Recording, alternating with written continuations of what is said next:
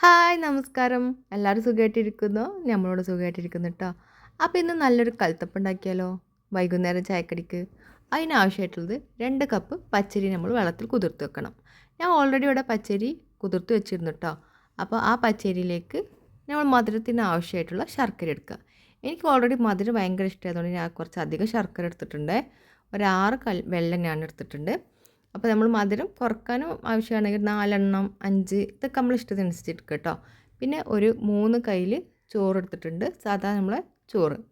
പിന്നെ കുറച്ച് തേങ്ങാക്കൊത്ത്, കുറച്ച് ചെറിയുള്ളി അരിഞ്ഞത്, പിന്നെ നല്ല ജീരകം, ഒരു 3 ഏലക്ക കൂടി വേണേ, അത് അപ്പോൾ ഇതിൽ കാണിച്ചിട്ടില്ലെന്നുള്ളേ. പിന്നെ ഒരു നുള്ളു ഉപ്പ്, ഏത് മധുരത്തേക്ക് ഒരു ഉപ്പ് വേണമെന്നാണല്ലോ. അത് മിക്സിയുടെ ജാറിലേക്ക് നമ്മൾ കുതിർത്ത് വെച്ച പച്ചരി ഇട്ട് കൊടുത്തിട്ട് നന്നായിട്ട് അരച്ചെടുക്കണം. അപ്പോൾ ഈ പച്ചരിയുടെ കൂടെ നമ്മുടെ ചോറും കൂടെ ചേർത്ത് കൊടുക്കണം. പിന്നെ ഏലക്ക, അതുപോലെ കുറച്ചൊരു 1/2 ടീസ്പൂണ് ജീരകം ഇതുകൂടെ ചേർത്തിട്ട് വേണം അരച്ചു കൊടുക്കാനേ. അപ്പോൾ ഇതിൽ വെള്ളം ചേർക്കേണ്ട വിധം ചോറിൻ്റെ അരിയുടെയും ഒപ്പം നിൽക്കണം വെള്ളം. ഒരുപാട് വെള്ളം പൊന്തി നിൽക്കാൻ പാടില്ല. അപ്പോൾ ഒന്ന് ടാപ്പ് ചെയ്ത് കൊടുത്തിട്ട് അതിന് മുകളിൽ എക്സ്ട്രാ വന്നിട്ടുള്ള വെള്ളം എന്ത് ചെയ്യാൻ നമുക്ക് മാറ്റിക്കളയണം കേട്ടോ. അപ്പോൾ ഞാനത് ഒഴിച്ച് കളയണുണ്ട്. എന്നിട്ട് വീണ്ടും ഒന്ന് ടാപ്പ് ചെയ്ത് നോക്കുക. ഇപ്പോൾ ഇതാ നല്ല ആ ഒരേ ലെവലിൽ വെള്ളം നിൽക്കുന്നുണ്ട്. അപ്പോൾ ഇതാണ് അതിൻ്റെ ഒരു പാകം കേട്ടോ. ഇനി ഇതിലേക്ക് നമുക്ക് കുറച്ച് ജീരകം, അത് ഒരുപാടൊന്നും വേണ്ട, ഒരു 1/4 ടീസ്പൂൺ ജീരകം. പിന്നെ ഏലക്കപ്പൊടി ഞാനിങ്ങനെ പൊടിച്ച് വെക്കാറാണ്. അപ്പോൾ ഒരു 3 ഏലക്ക പൊടിക്കാത്തതാണെങ്കിൽ 3 ഏലക്ക ഈ അരക്കണ സമയത്ത് അതിലേക്ക് ഇട്ട് കൊടുത്താൽ മതി. ഇത് ഞാൻ പൊടിച്ച് വെച്ചുകൊണ്ട് ഞാൻ ആ പൊടി ഏട്ടായിക്ക് ഇട്ട് കൊടുക്കണം. പിന്നെ ഒരു നുള്ളു ഉപ്പും കൂടെ കൂട്ടിയിട്ട് നന്നായിട്ട് സോഫ്റ്റ് ആക്കിയിട്ട് അരച്ചെടുക്കുക. അപ്പോൾ അത് കണ്ടോ, നല്ല സോഫ്റ്റായിട്ട് അരിഞ്ഞ് കിട്ടിയിട്ടുണ്ട്. പിന്നെ നമുക്ക് ടേസ്റ്റ് വേണമെന്നുണ്ടെങ്കിൽ ഈ അരക്കണതിലേക്ക് കുറച്ച് തേങ്ങയൊക്കെ ഇട്ട് കൊടുക്കുക. പിന്നെ തേങ്ങ അതിമാത്രം ഇല്ലാത്തതുകൊണ്ട് ഞാൻ അതിലേക്ക് തേങ്ങയൊന്നും ഇട്ടിട്ടില്ല കേട്ടോ. പിന്നെ വേറൊരു സോസ് പാനിലേക്ക് നമ്മുടെ ശർക്കര ഉരുക്കിയെടുക്കണം. ശർക്കര ഉരുക്കുമ്പോഴും അതുപോലെ ഒരുപാട് വെള്ളം ഒഴിച്ച് കൊടുക്കണ്ട, ഒരു കുറച്ച് വെള്ളം ഒഴിച്ച് ചേർത്താൽ മതി കേട്ടോ. ആ ശർക്കര ഒരു 1/4 ഭാഗം വെള്ളം മതി, മുഴുവനായിട്ട് വെള്ളം വേണ്ട. അപ്പോൾ നമ്മുടെ മാവ് പറ്റ ലൂസായി പോവും, മധുരം വെള്ളം കറക്റ്റായിട്ട് കിട്ടില്ല കേട്ടോ. അപ്പോൾ അതവിടെ ഉരുകട്ടെ. ആ സമയം നമുക്ക് നമ്മുടെ കുക്കർ നന്നാക്കി ചൂടാക്കി എടുക്കണം.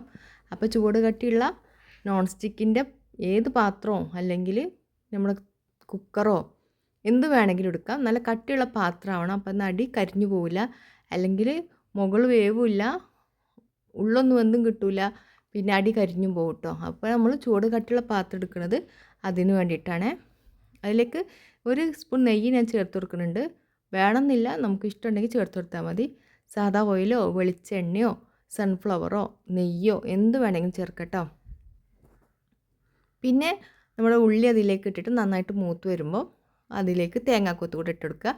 എന്നിട്ട് ലോ ഫ്ലെയിമിൽ അതവിടെ ഇങ്ങനെ ഒന്ന് മുരിഞ്ഞിട്ടിട്ട് ആ സമയം നമ്മുടെ ശർക്കര നന്നായിട്ട് ഉരുകി വന്നിട്ടുണ്ട്. അപ്പോൾ എന്ത് ചെയ്യുക, ചൂടോട് കൂടിയിട്ട് തന്നെ നമ്മുടെ മാവിലേക്ക് ഒഴിച്ചു കൊടുക്കണം. അപ്പോൾ തന്നെ ഒരു കൈ കൊണ്ട് ഇളക്കുകയും വേണം കേട്ടോ, അല്ലെങ്കിൽ മാവ് വെന്ത് കട്ട പിടിക്കാൻ സാധ്യതയുണ്ട്. അപ്പോൾ എന്ത് ചെയ്യുക, ഒരു കൈ കൊണ്ട് അതിലേക്ക് ഒഴിച്ചു കൊടുക്കുക, ഒരു കൈ കൊണ്ട് ഇങ്ങനെ ഇളക്കി കൊടുക്കുക.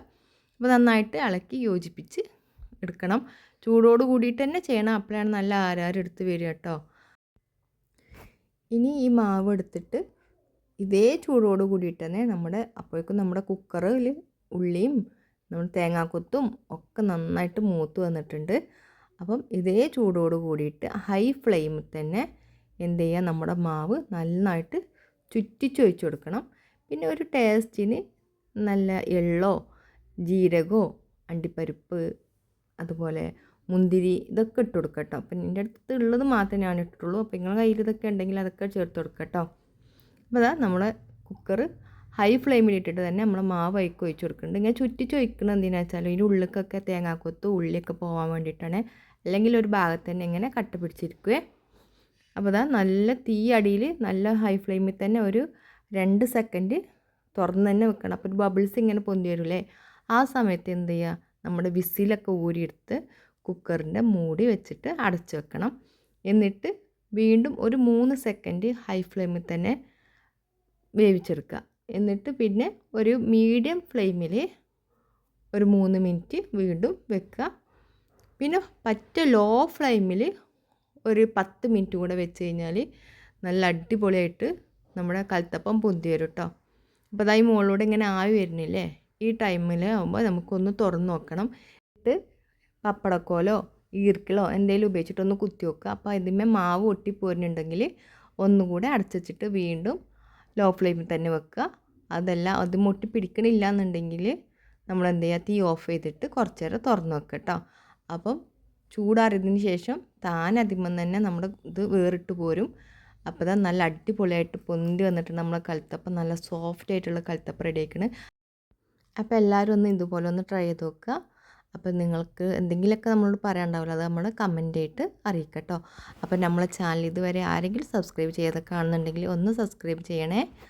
അതുപോലെ നിങ്ങൾ ഷെയർ ചെയ്ത് കൊടുക്കുക. എന്തെങ്കിലുമൊക്കെ പറയാനുണ്ടെങ്കിൽ നിങ്ങൾ അഭിപ്രായങ്ങളൊക്കെ കമൻ്റ് ആയിട്ട് അറിയിക്കുക.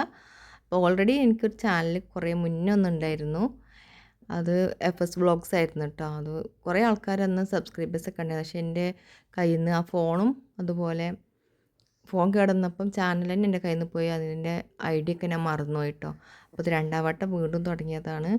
അപ്പം അന്ന് കണ്ട ആരെങ്കിലും ഇന്ന് കാണുന്നുണ്ടെങ്കിൽ അതൊന്ന് കമൻ്റ് ആക്കിയിട്ട് അറിയിക്കണേ. അപ്പം എല്ലാവർക്കും ഒരുപാട് നന്ദി.